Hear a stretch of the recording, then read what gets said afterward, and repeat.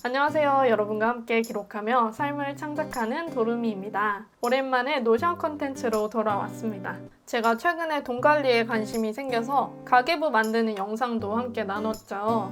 최근에는 가계부를 어떻게 쓰고 있는지 소개해 볼 거예요. 그리고 저처럼 돈 관리를 시작하신 분들을 위해서 템플릿도 공유해 드릴 거예요.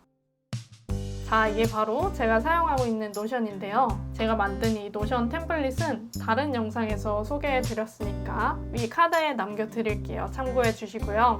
이렇게 개인적인 여러 기록들을 한 곳에 모아서 쓰고 있는데요. 이 왼쪽에 보시면 경제라는 페이지가 있죠. 이게 제가 실제로 사용하고 있는 가계부고요.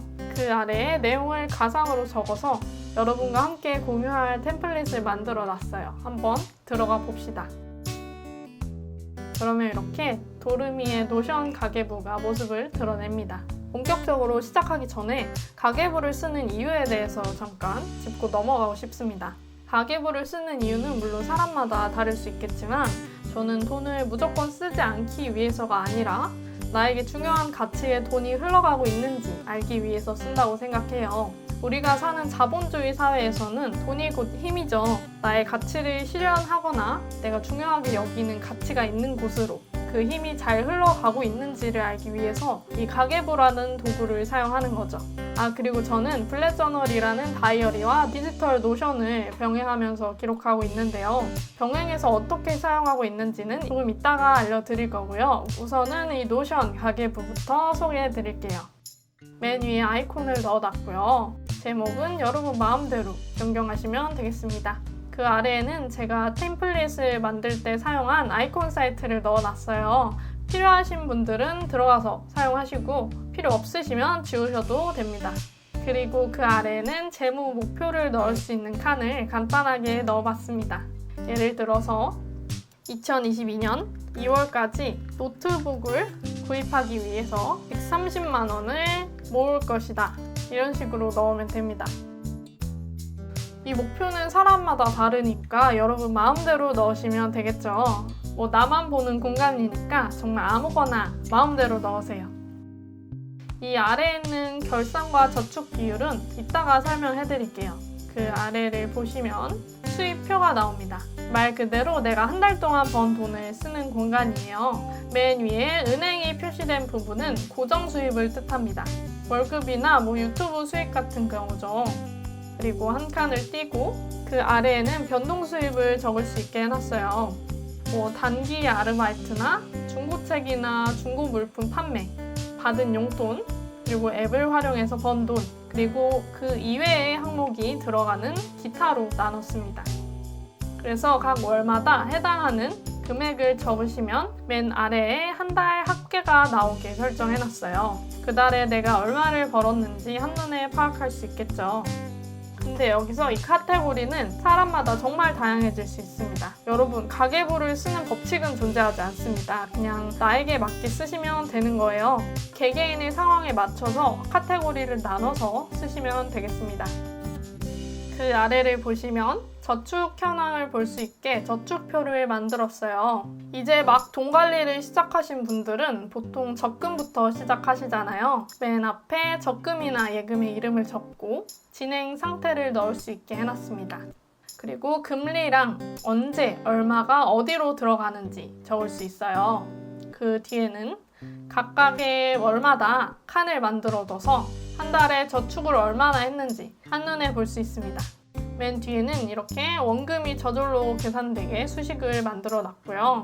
이자까지 적으시면 최종적으로 받는 금액도 볼 수 있습니다. 그리고 해지일과 기간까지 넣어 놨습니다. 이렇게 저축표를 소개해드렸는데요. 사람에 따라서 정말 다양한 방식으로 사용될 수 있을 것 같아요. 그리고 그 아래에는 지출표가 나오죠.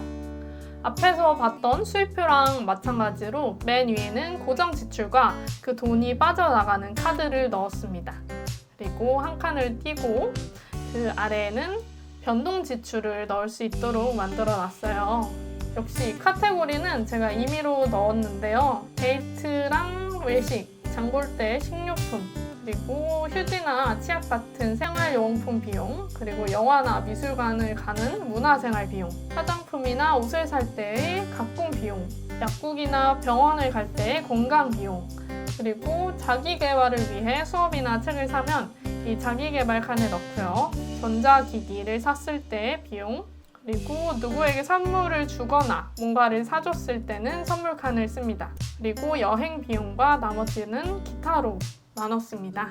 역시 매 월마다 이렇게 기록을 쭉 하시면 맨 아래에 합계가 자동으로 계산이 되고요. 수입이랑 마찬가지로 지출 카테고리도 사람마다 정말 다를 수 있겠죠. 예를 들어서 저는 화장품이나 옷을 많이 사지 않기 때문에 이 가품 비용으로 모두 넣어놨지만 화장품이나 옷에 관심이 많으신 분들은 화장품과 옷으로 카테고리를 나눠서 더 유연하게 돈 관리를 할 수 있겠죠. 감이 잘 안 오신다 하시는 분들은 내가 지난 한 달 동안 사용한 계좌 내역을 보면서 내가 어디에 얼만큼의 돈을 쓰는지 파악하시고 적당한 비율이 될 수 있도록 카테고리를 나누시면 되겠습니다. 그리고 마지막으로 다시 위로 올라가서 결산표와 비율표를 볼게요. 아래에 우리가 구경했던 표에서 각 월마다 수입이랑 저축, 그리고 지출 합계가 맨 아래에 나왔죠. 그 합계를 이 위에다가 옮겨 적으시면 되겠습니다. 이렇게 칸에 넣으시면 아래에 수입에 대한 저축 비율이 자동적으로 계산되게 넣어놨어요. 예를 들어서 내가 100만 원을 벌었는데 20만 원을 저축했다고 칩시다. 그러면 밑에 5월에 자동적으로 20%라고 뜹니다. 내가 번 돈에서 얼마만큼의 비율로 저축을 했는지 한눈에 알 수 있습니다. 이런 식으로 노션으로 가계부를 정리하면 내 자금 현황을 한눈에 정리하기 좋고요. 내가 어디에 있든 빠르게 정리하고 볼 수도 있다는 장점도 있어요. 간편하게 가계부를 쓰고 싶은 분들에게 추천하고 싶습니다. 네, 이렇게 템플릿을 모두 구경을 해봤고요. 아까 제가 블랙저널 다이어리랑 노션을 병행해서 쓰고 있다고 말씀드렸죠. 그 루틴을 보여드릴게요.